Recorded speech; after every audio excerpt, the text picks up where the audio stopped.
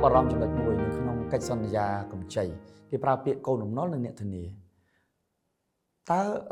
មានភាពខុសគ្នាមិនដែរហើយប្រសិនបើទាំងកូនបំណុលទាំងអ្នកធានាទទួលមរណភាពថាតើបន្ទុកនៃការបង់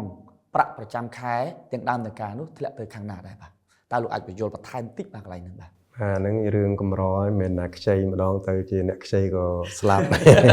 បាទអ្នកធានាក៏ស្លាប់ជាកម្រវាមិនសូវមានទេណាបាទ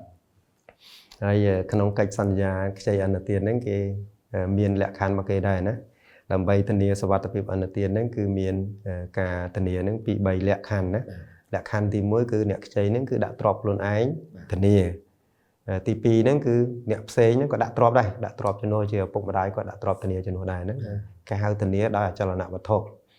ហើយទី2ហ្នឹងធានាដោយចលនវត្ថុហើយទី3ហ្នឹងធានាដោយបុគ្គលអញ្ចឹងមានអ្នកធានាអញ្ចឹងអ្នកធានាហើយនិងអ្នកខ្ចីហ្នឹងគឺមានកាតព្វកិច្ចដូចគ្នាម្ចាស់បំណុលមានសិទ្ធិទៅទារអ្នកធានាក៏បានទៅទារអ្នកខ្ចីក៏បានដែរអញ្ចឹងអ្នកខ្លះឆ្ងល់ថាគាត់អត់បានប្រើប្រាស់ផងហេតុអីបានគេទៅទារគាត់ដោយសារគាត់ធានាហ្នឹងហើយបានធានាគារហ្នឹងឬក៏គ្រឹះស្ថានមីក្រូហិរញ្ញវត្ថុផ្ដល់កម្ចីឲ្យអ្នកខ្ចីហ្នឹងហេតុអីបានគេត្រូវការទៅគាត់ធានាដោយសារគេយល់ថាអ្នកខ្ចីហ្នឹងគាត់សមត្ថភាពមិនគ្រប់លក្ខខណ្ឌអីចឹងទៅណាអញ្ចឹងវាត្រូវការបុគ្គលម្នាក់ទៀតឬក៏គ្រួសារបុគ្គលម្នាក់ទៀតហ្នឹងមកធានា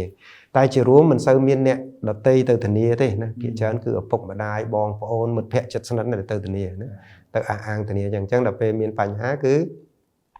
ម្ចាស់បំណុលមានសិទ្ធិទៅទារអ្នកខ្ចីក៏បានទៅទារអ្នកធានាក៏បានដែរគឺម្ចាស់បំណុលមានសិទ្ធិសម្រេចក្នុងការទារហ្នឹងណាបាទហើយករណីដែលគាត់ស្លាប់ករណីអ្នកស្លាប់ណាបងថាអ្នកខ្ចីហ្នឹងក៏ស្លាប់អញ្ចឹងគាត់មានសន្តតិជនរបស់គាត់ណាអ្នកដែលស្នងមរតករបស់គាត់អ្នកស្នងមរតកហ្នឹងត្រូវសងបំណុលជំនួសក្នុងកិច្ចសន្យាខ្ចីអនុទានសេច្បាស់ណាស់ថាបំណុលនឹងបើសិនបើអ្នកខ្ចីទទួលមរណភាពគឺសន្តតិជនរបស់គាត់នឹងគឺត្រូវទទួលសងជំនួសតែអ្នកដែលទទួលមរតកនឹងគាត់អាចគិតទៅថាហេក៏អត់សងទេដោយសារនេះជាបំណុលរបស់ឪពុកគាត់អីហ្នឹងអត់សងក៏ប៉ុន្តែគាត់មានត្រូវមានសិទ្ធិមួយទៀតគឺគាត់អត់ទទួលមរតកពីឪពុកដែរបើឪពុកនឹងមានទ្រព្យច្រើនគាត់ថាសុំទទួលមរតកពីឪពុក